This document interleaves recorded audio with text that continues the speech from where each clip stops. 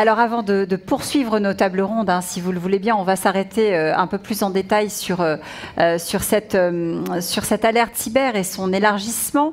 Je vais demander peut-être à nos trois invités de bien vouloir nous rejoindre. Christian Poyot qui va se venger donc pour le MEDEF, Jérôme Notin pour cybermalveillance.gouv.fr et Arnaud de Courcelles pour BFM Business.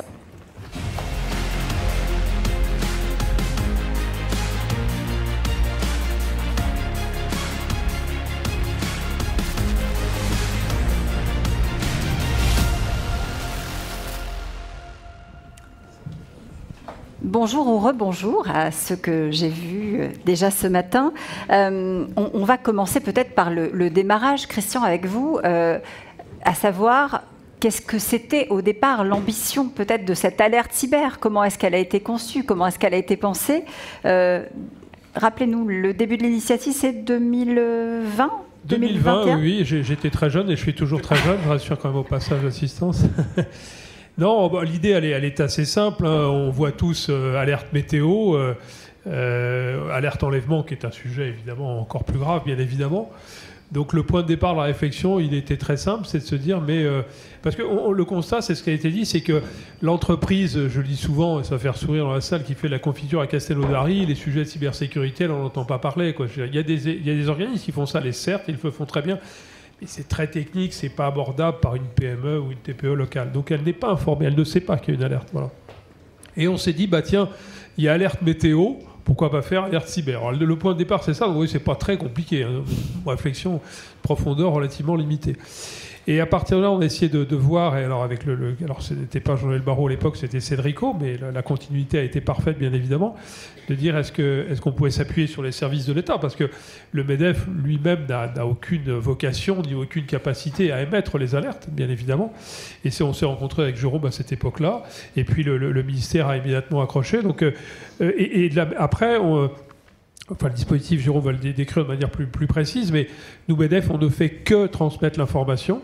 Et bien sûr, tout de suite, on a pris contact avec nos homologues de la CPME et de l'UDP, parce qu'on n'est pas propriétaire de ça. C'est une notion de service public au sens large du terme, de dire, OK, prévenons au maximum les entreprises françaises. Donc, une idée assez simple, et ça marche plutôt bien, encore une fois, parce que derrière, il n'y a pas d'aspect financier quelconque, etc., etc. Et c'est vrai qu'on a aussi... j'ai aussi pris contact, maintenant il y a 1 an et demi, avec l'AMF, donc les maires de France, pour dire est-ce que ça vous intéresse. Voilà, donc tout ce qui permettra de l'élargir, je pense, va dans le bon sens, non seulement de traiter les alertes, mais également aussi de faire de la pédagogie sur le point. Voilà, j'essaie d'être bref dans mon propos. Alors justement, parlons chiffres avec vous, Jérôme Notin, si vous le voulez bien. 1 an et demi, du coup, après le lancement, c'est quoi le premier bilan de l'alerte telle qu'on la connaissait jusqu'à aujourd'hui, avant de parler peut-être de l'élargissement? Je voudrais préciser, avec Christian, on s'est rencontrés quand on allait chercher nos enfants à la crèche, donc on est jeunes tous, on a à peu près le même âge. Les chiffres, le ministre l'a évoqué, donc ça a été lancé en juillet de l'année dernière, 2021, pardon, et on a détonné 9 alertes cyber. Quand je dis détonner, c'est, comme ça a été déjà un petit peu évoqué, c'est qu'on a construit le message sur un gabarit sur lequel on s'était mis d'accord en amont, le collectif, je vais parler du collectif à l'initiative de Christian. Donc on a rempli ce document en fait, hein, c'est un gabarit HTML très simple et qu'on a ensuite, donc avec l'ANSSI, et qu'on a ensuite demandé au collectif du dispositif Alerte Cyber de remplir. Le ministre a évoqué les 4 critères hein, qui permettent de dire là on va faire une alerte cyber, puisque la veille on en fait au quotidien, des vulnérabilités il en est découvert au quotidien, et donc pour qu'on puisse déclencher le dispositif Alerte Cyber, il faut que les 4 critères que je vais vous décrire très rapidement soient remplis. Le premier, c'est que le CVSS, donc le score de dangerosité, soit élevé. Il y a une classification internationale sur les vulnérabilités qui va de 1 à 10, et si on est à 2, bah, c'est pas très dangereux. Si on s'approche de 9, 9,5 ou plus, là c'est très dangereux, ça peut être exploité, ça peut faire très mal. Donc premier critère, la dangerosité. Le deuxième critère, c'est quand l'alerte est exploitée, et l'ANSSI a connaissance de l'exploitation des vulnérabilités, parce qu'elle voit des victimes tomber suite à cette vulnérabilité qui n'est pas corrigée.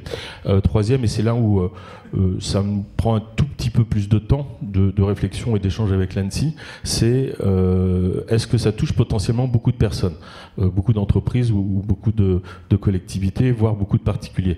On ne va pas faire une alerte cyber sur un tout petit logiciel qui n'est pas exploité massivement. On l'a dit, on en a fait 9 en 1 an et demi, donc on voit que ce critère est extrêmement important. Et puis le 4e et dernier critère, c'est l'idée, c'est pas d'alerter en disant vous allez mourir, c'est d'alerter en disant il y a une solution. Donc on décrit le problème, les conséquences potentielles et la solution qui très majoritairement est une mise à jour parce que l'éditeur a corrigé la vulnérabilité. Donc ça, c'est le bilan. 9 failles de sécurité. Le ministre a dit tout à l'heure 3,5 millions à peu près d'entreprises qui auraient pu potentiellement être touchées. L'élargir, ça veut dire forcément aller toucher plus de monde sur peut-être davantage de failles, faire redescendre un peu le niveau. C'est exactement ça, c'est que collectivement on puisse travailler ensemble, et le ministre l'a évoqué, les médias en particulier, sur l'élévation générale. Donc nous, je reviens sur le dispositif, on rédige l'alerte et on l'envoie donc au MEDEF, à la CPME, à l'UDP, et nous ont rejoint, l'association des maires de France nous a rejoint assez récemment, donc pour les collectivités, mais on sait qu'il peut y avoir un petit délai dans la transmission aux utilisateurs finaux, aux entreprises finales, et que parfois elles ne vont pas forcément lire le mail qui vient du MEDEF, de la CPME, de l'UDP, donc de pouvoir avoir un partenariat fort par un média important est extrêmement opportun pour nous. On espère que c'est que le premier, mais vous avez lancé quelque chose d'extrêmement positif, j'espère que vous ne serez pas les seuls. Donc voilà, c'est s'associer à un média qui parle aux entreprises, qui parle aux chefs d'entreprise, était pour nous une opportunité extrêmement intéressante. Alors ce que je vous propose, c'est qu'on regarde à quoi elle ressemble justement cette alerte avant d'en venir au canal de diffusion et à BFM Business. Peut-être l'alerte cyber qui a été élaborée donc par les services de cybermalveillance. Ceci est une alerte de cybersécurité de cybermalveillance.gouv.fr. Entreprises, associations, collectivités, administrations. Des failles de sécurité critiques qui présentent un risque important pour la sécurité de vos données ont été corrigées dans les systèmes suivants. iOS version 14, Windows Server 12.4 et toutes les versions d'Android. Sans tarder, mettez à jour tous vos équipements concernés. Plus d'informations sur cybermalveillance.gouv.fr. Oui, on comprend que là, on a le message tout de suite. Hein. On n'a pas besoin de cliquer, on est informé. C'est ça. Alors là, ça reste une maquette. Hein. On fera une alerte sur un logiciel en particulier ou un système. C'est un exemple. Bien sûr. La voix peut être retravaillée, le graphisme peut être retravaillé. On voulait, pour rendre hommage à BFM et BFM Business et aux fondateurs, vous présenter une première version de ce qui pourrait être diffusé. J'ai bien parlé de maquette, on a bien dit maquette. N'ayez crainte, n'ayez crainte. Alors, on va en venir justement au canal de diffusion avec vous, Arnaud. À quoi va servir de manière pratique, selon vous? D'abord, peut-être, comment est-ce que vous vous êtes dit, tiens, nous, on y va, on s'embarque dans l'aventure? Bonjour à tous, en tout cas, on est vraiment évidemment ravis d'être là avec Christian, le MEDEF, évidemment Jérôme, on est vraiment ravis d'accompagner ce formidable projet. Déjà, on est vraiment fiers de s'inscrire dans cette mission d'intérêt général. Enfin, clairement, pour le coup, c'est vraiment très statutaire pour nous, très important. BFM Business, c'est le média leader de l'économie aujourd'hui en France, en télévision, en radio et évidemment sur le digital. Vraiment, on a les 3 canaux, cette puissance vraiment des 3 canaux. Donc, vraiment, on a cette volonté d'informer nos téléspectateurs, auditeurs et internautes de ce genre, évidemment, d'événements. Donc, évidemment, vous allez pouvoir compter sur nous au quotidien pour répondre aux différentes alertes, diffuser ce spot qu'on va améliorer, évidemment, Jérôme, et qu'on va diffuser sur tous nos supports, qu'on va adapter aussi sous différents formats pour pouvoir le mettre sur les réseaux sociaux, sur le digital, et évidemment en radio et en télévision.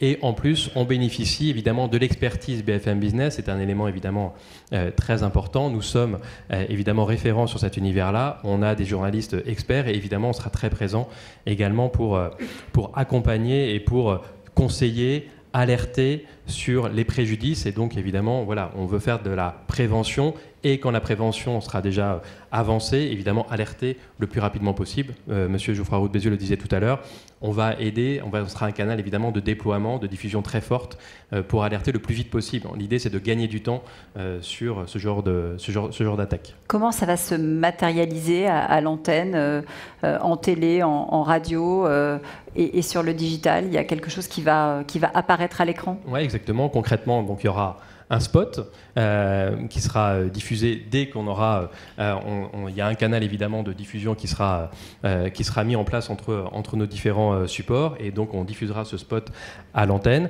On sera également aussi présent via le bandeau. Vous savez, aujourd'hui sur les chaînes d'info, il y a toujours ces bandeaux. On aura un bandeau également d'alerte.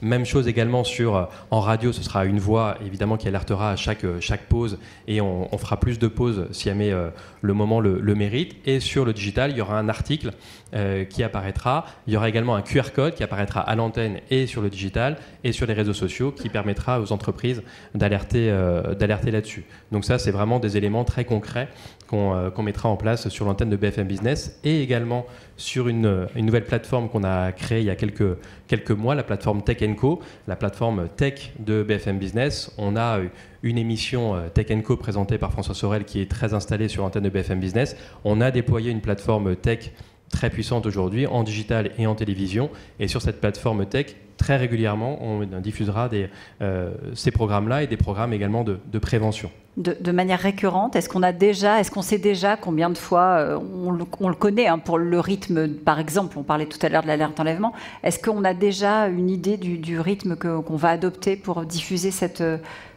alerte ? Nous, en tout cas... C'est l'actualité qui décide. C'était les discussions qu'on avait quand on a imaginé, en tout cas, qu'on a travaillé collectivement sur le dispositif. On se disait entre 5 et 10 par an en fonction des alertes qui répondent aux 4 critères évoqués. Donc, plus les chercheurs en cybersécurité auront dans le public des vulnérabilités importantes, plus on est susceptible de détonner le dispositif. Idéalement zéro. Ça veut dire qu'il n'y aura plus d'attaque. Ouais. Mais je vous rappelle que le risque zéro n'existe pas. Oui, on est d'accord sur ce point-là. Voilà. Mais en tout cas, encore une fois, on se félicite au niveau du MANEF de cet élargissement à nouveau qui concerne tout le monde. Là, tout le monde travaille pro bono sur le sujet. C'est aider les entreprises de toute taille à mieux prendre en compte ce sujet et le prendre de manière positive. Je rebondis aussi sur ce qu'a dit Geoffroy tout à l'heure. On peut toujours voir le verre à moitié vide. Globalement, la France est bien placée. Il y a les entrepreneurs, il y a des gens dans le monde cyber. On a des moyens de réagir. Donc le message aussi aux chefs d'entreprise, c'est être positif par rapport à ça. Encore une fois, oui, il y a un risque. Si on le prend de manière raisonnable et raisonnée, on arrive quand même à faire pas mal de choses. Voilà, donc regardons les choses en face et avançons collectivement. Arnaud, c'est un début avec BFM Business. Évidemment, peut-être que demain, cette alerte a vocation à s'étendre. Oui, pourquoi pas. BFM Business, Tech & Co, évidemment, sur tous les supports. Donc déjà, ça va faire quand même pas mal de bruit. Et j'en profite aussi également pour... C'est un sujet qu'on prend très à cœur, la cybersécurité, un sujet qu'on traite aussi de manière très importante sur l'antenne. Et on lance... Dès aujourd'hui, on profite de cette actualité pour lancer une newsletter incarnée par les équipes. Frédéric Simotel, notre journaliste cyber numéro 1, une newsletter sur la cyber hebdo qui sera donc disponible tous les mercredis sur tous nos supports. Je vous invite à vous y abonner. On sera vraiment très présent là-dessus parce que c'est important. Toutes les entreprises n'ont pas un DSI, n'ont pas un service cyber, et nous, il y a pas mal de remontées là-dessus, de gens qui ont besoin d'informations, d'entreprises, PME, ETI, qui ont besoin d'informations là-dessus. Donc évidemment, comptez sur nous. Merci beaucoup, merci messieurs. C'est donc un nouvel outil dans la boîte dont on a parlé tout à l'heure, Christian, à la disposition des entrepreneurs. Merci beaucoup messieurs d'avoir été avec nous pour nous détailler cet élargissement de l'alerte cyber.